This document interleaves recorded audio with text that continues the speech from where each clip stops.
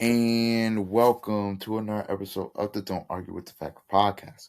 I'm your host, Noah Love, and today we are going to be talking about game four of the NBA Finals. A massive game four is tonight. We'll also be recapping game three of the NBA Finals as well. It is a 2-1 series. The Spurs punched back and they were in. Now a lot of pressure is on the Knicks of coming in this game four.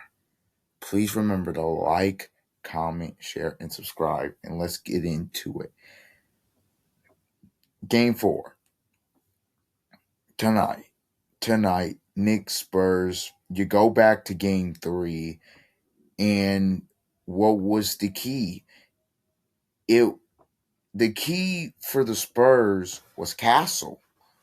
I thought him coming out playing as well as he did, finishing he really set the tone. Him and Wimby, I thought Wimby played a very good game. When you have six guys in double figures, I mean, they shared the ball. All five guys were in double figures. I thought Wimby was good and efficient, and they made a big defensive change. They put Victor Wembanyama on Josh Hart, which is what I thought they'd do to start the series. And now Cat, I think he had Champagne on him, stuff like that. Or Champagne, sometimes they would switch and it'd be Fox, White Fox, I don't know. Sometimes it was Vassell. When Keldon Johnson come in, he would get physical with him. I thought in this game, for game three, Wembanyama playing more around the basket was a massive thing. I really did. I thought him being able to get those tips, those putbacks, those layups, those dunks, I thought that was very good. With Dylan Harper, I didn't think he came in and was efficient, but I still thought he played decent. I thought obviously he didn't have a good his best night from three and everything. But I thought the Spurs jumped out early. And the Knicks again came the Knicks in the second quarter. San Antonio's got to figure this out. Why? And this is going to be two keys tonight in this game. And it's one for the Spurs and one for the Knicks. Spurs, how do we keep getting punched in the second quarter? How can we not expand that lead? Every single game, we get up double digits, and then we just let the Knicks back in that second quarter, and we don't play well. And it's not just the non-Wemby minutes; it's the non-Wemby minutes and when Wemby's on the floor. We got to figure that out. Also, Knicks, it's the NBA Finals. Why do we keep getting punched first? Because if you go back and you look at the games, in game one, the Spurs came out, had a good lead in the first, punched them first. Same thing with game two and same thing with game three. Why are we not being the ones to punch first? Why are we not being the aggressors in getting off to a big start? Mike Brown has to ask himself that question, and well, not himself, but ask his team that question. Man, we have to get off to a good start because even game three, Gardens rocking, a chance to go up 3 games to nothing and essentially seal a championship. And it felt like they came out a little bit flat. And yeah, they ended up getting it going, you know. Credit to the Spurs for their resolve because that second quarter, they're down seven. It's kind of tight, but in the second half, they responded and they were big time. So yeah, now it's a 2-1 so now it's a 2-1 series. Also in game three, you have to look at it this way. I thought their bench played decent. I thought Shamit he had 5 fouls. He missed some shots. He didn't play as well. Clarkson gave him some good minutes, but outside of that, everybody else at was kind of at. I think they got too Brunson reliant or too Brunson centric, and that's a problem because the reason the Knicks are in the finals from a style of play standpoint is because Brunson's been more off the ball. They were moving the ball. Everybody was in rhythm. I mean, look, OG Anunoby's playing. He played a great game, and he's playing some of the best ball that of his NBA career. I mean, look, 28 points. He was 9 or 13. He was hitting everything. He was in a rhythm pretty much the entire game. Brunson he was better, I thought, at least than the first two games overall, except in the clutch. I don't think. I mean, he hit that one big three, but in the clutch, I thought he was better in those other two games, but the Spurs didn't beat themselves. I think that was a big thing in games 1 and 2. The Spurs, yes, the Knicks won those games. In game 1, they took it from them. In game 2, the Knicks kind of. I would have felt like the Spurs would have stole it if they won because the Knicks were kind of in control of that game. But a, a lot of the things that was happening, San Antonio was really just giving the ball away. They were just consistently making mistakes. And look, they were a young team, right? But they weren't playing smart, at least as smart as they were in the Thunder series. I thought they had played smarter in that series, but Jets weren't playing that smart.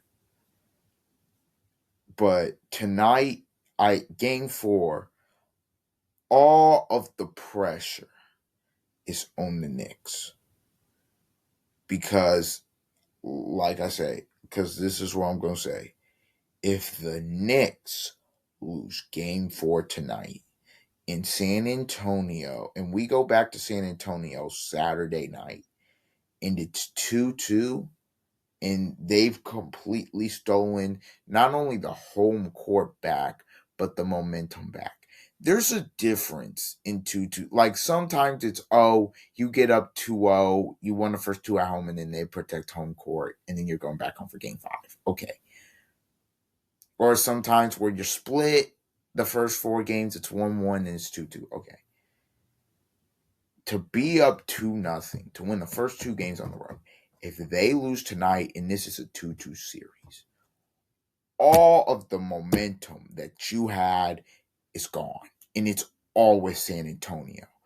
So tonight, and then now you would have to win a third game on the road to even win the series.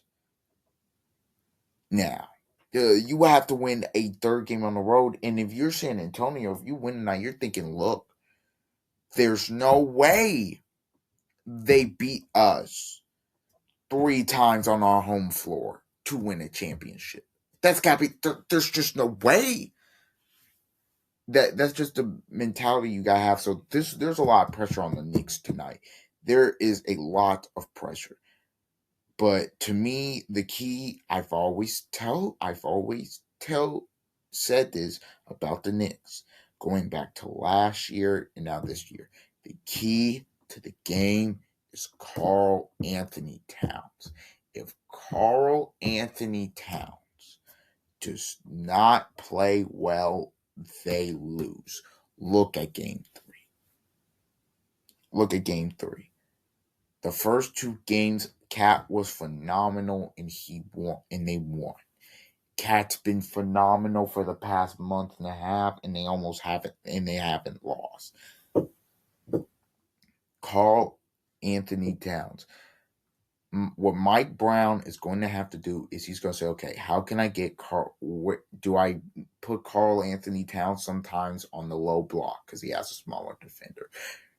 How are we going to get inside the paint? How are we going to get better switches? How if we put Cat, because I'm gonna be honest, him holding the ball at the top of the key. I mean, what Cat wants to do is shoot threes and drive, but when there's a smaller defender on you and you're trying to drive by, it's not gonna be as easy as it was to take it by a Wimby. Also, people are complaining about the physicality of the game. Look, the physicality of to me, it's the NBA Finals. It's physical. If you watch Pacers Thunder last year, it was a physical game. Physical. Shea and Nimhard were getting into it with physical. Neesmith was being physical on SGA. I mean, the the Caruso and Casey Wallace and Dort, they were being physical. It's a physical game. Now, do I think the refs let stuff go that they shouldn't, and that's how they get out of hand? Yeah, I do. I think they call some touch fouls where you go, "What is that?" Yeah, like there are some times where you're watching the game and it's just holding and grabbing and all of this stuff, and you're like, okay, the refs are gonna let you play that way, and then there's a little bump and they call a foul, and you're like, really? That's the type of foul you're gonna call in this game? Mike Brown complained about the refs, and he said, look, San Antonio, they're a very good team, and we didn't play well enough to win tonight. But he should have stopped at we didn't play well enough to win tonight. The refs did not have an impact. I do not believe the refs had an impact on who won that game last night. I just don't think they had. I just don't think they had that. And we can be honest here. The last 5 quarters, and I'm going back to the fourth quarter of game two. For the last 5 quarters, I would say the Spurs have outplayed the Knicks 4 of the 5 quarters. I said the only quarter I think the Knicks outplayed them in was obviously game two, where it's 42-24. Right?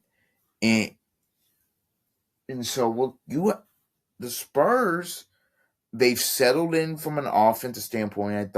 I thought in game three, that was the best rhythm they had all all series from an offensive standpoint. I thought that was the best with the rhythm Wimby had. The one guy to me that if the Spurs are going to win this series has to have a game or just show up in general. De'Aaron Fox. When we showing up. When we showing up. Well, he hit the big shot. Yeah, he was 4-14 over 5. He was bad in game 1. He was okay in game 2. In game 3, he was below average. De'Aaron Fox. And again, this series easily could be 2-1 Spurs. Easily could be 2-1 Spurs. Easily. So you're 15, you're a possession away from this series being 2-1 and the Spurs being up 2-1 and now trying to go up 3-1. And essentially if that were to have happened, the series would have been dead. It would have been over for the Knicks. At least you would have felt like that. So this is very intriguing, but you need Fox to play well. It's as simple as that. You need to continue to play defensively. If the Knicks, what the Knicks have to figure out is how can we get Brunson not to struggle and not to necessarily force the issue, because I do feel like on a couple of these shots and these possessions, he's forcing the issue. And he's getting downhill or he's trying to get in the post, but he's bumping these guards for San Antonio, and they're not moving because San Antonio, Dylan Harper is strong. Stefan Castle is strong. Also, I think the Knicks got a good game from Josh Hart, and they weren't able to get it. They also got it. To me, the key is Mikal Bridges for the Knicks as well, as along with Towns, because he had been playing so well. I mean, I thought he was the MVP in game 2. I thought he had been playing so well. This is probably his worst game since the game 3 of the Atlanta series, and he had just such hot shooting. And I'm looking at that, I'm saying he didn't really get any shots. He didn't have really an impact on the game at all. He was never in rhythm offensively and defensively. He didn't have an impact on the game. To me, the key for the Spurs and Knicks, Spurs take care of the ball. They have to take care of the ball, get Wemby around the rim, and defend the 3-point line. If they are able to do that, I believe they'll win the game. And for the Knicks, here's the key: get Cat involved. Make sure Brunson is good but efficient. And then I think the bench, to me, in those 2 games, in all playoffs, but in the 2 games, the bench of the Knicks was the difference. I thought they were the difference. Along with Cat playing well, I thought that Knicks bench was crucial and was the difference. I thought even though Clarkson came in and played well, the overall bench didn't really give you what they have given you this postseason. And so I think that's a big reason why they lost the game. So for San Antonio, here, look, game 4 tonight. For San Antonio and the Knicks, it's big because it's San Antonio. You at least know you're going back for game 5. And now this thing gets interesting because if San Antonio ties this series up tonight, oof, if you thought New Yorkers were tight going into game 4, oof, oof. So, man, it's a big one tonight at MSG. Game 4. It is going to be good. All right, everybody. This has been an episode of the Don't Argue with the Facts podcast. Please like, comment, share, and subscribe. And until the next time, see ya.